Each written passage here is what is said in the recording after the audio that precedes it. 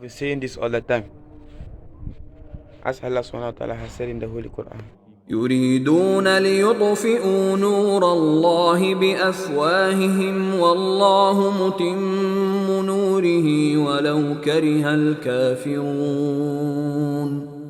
They want to extinguish the light of Allah with their mouths, but Allah will perfect His light, although the disbelievers dislike it. This brother of us is part of them. He made a video lying upon the black stone of Mecca. Let's see what he said. The black stone, as we remember, I told you in my old video that the black stone is used to be an idol for the women vagina for many Arab tribes who used to worship the vagina of the women as a starter for life. Like, those people do not know how they've been created except a man or a baby is coming out of a vagina. So those people, they used to worship the sexual part of the women as God. And they made the black stone as an idol for them, and we know and we remember that Muhammad himself, he kissed the black stone. If you ask Muslims why he kissed it, they will say because it's a holy stone. A stone is holy. And why does a stone look like a woman's vagina? Look with me. And why he kissed it? And why it is attached to the Kaaba? And why Arab people used to walk naked? I showed you many hadith. You can go to my old videos and read it. And why men, even after Muhammad, their penis used to drop sperm after doing Hajj or during doing Hajj. So what the idea of this? And you know, if you go to Surah Al-Hajj, Surah 22, you will see even in the explanation of Ibn Kathir that Muhammad, he bowed down to this stone. Just being a hypocrite, lying to those people who, or maybe he's a believer, I have no idea, but in any way what we know that he did bow down to it, he did kiss it. And this black stone is a woman vagina. I hope you want the video very well. Let's see whatever our brother is saying, whether it's true or not. Let's see.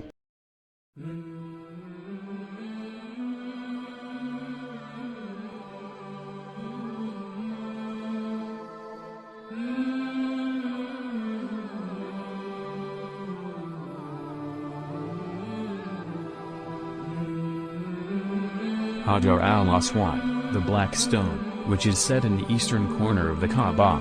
Tawaf begins and ends facing this sacred stone. Throughout the ages, countless people, including many of the prophets, upon them be peace, the Prophet Muhammad, peace be upon him, himself, the Sahaba, radiallahu anhum, pious personalities, and millions of Muslims who have performed Hajj and Umrah, have placed their blessed lips on it. Where did the Hajar al-Aswad come from? The Hajar al-Aswad was brought from Jannah, and presented to Ibrahim, alayhi salam, to be placed on the corner of the Kaaba.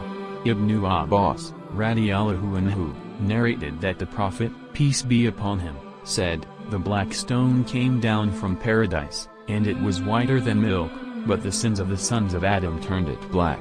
At Tirmidhi, du'as are accepted at the Hajar al-Aswad, and on the day of judgment it will testify in favor of all of those who kissed it.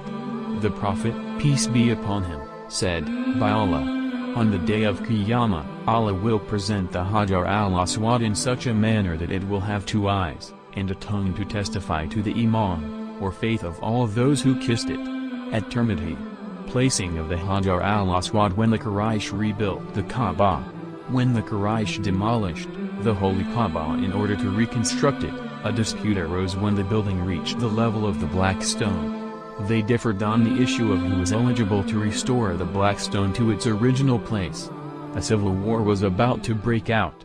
Ba'anu Abdud-Dar brought a bowl full of blood, and all of the tribes inserted their hands in it, which meant that they had made up their minds to fight one another. But Abu Umayya ibn al-Mughira, their elder, asked Quraysh to agree on the judgment of the first person to come through the Bani Shayba gate, and they all agreed on this suggestion. The first to come through this gate was the Prophet, peace be upon him. This was 5 years before his mission. He put the black stone in the middle of a piece of cloth, and asked a representative of each tribe to hold one of the edges of the cloth, and raise it close to its place. Then the Prophet, peace be upon him, picked it up with his own noble hands, and restored it to its original place. This was how the Prophet, peace be upon him, prevented a war from breaking out among the Quraysh by a supreme demonstration of wisdom. A hadith relating to the Hajar al-Aswad. Ibn Abbas, radiyallahu anhu, relates that the Prophet, peace be upon him, while leaning against the Kaaba said, the Hajar al-Aswad and al-Maqam, Ibrahim, are two jewels from the jewels of paradise. Had Allah, Azza wa Jal, not concealed their radiance, they would illuminate everything between the east and the west.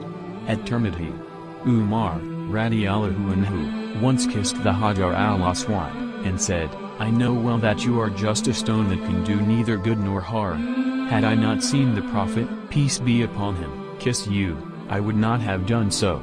Umar, radiyallahu anhu, made the statement, because there were many people who were newly converted to Islam, and he did not want them to get the impression that Muslims also revered stones, as the Arabs revered, and worshipped stone idols during the period of ignorance.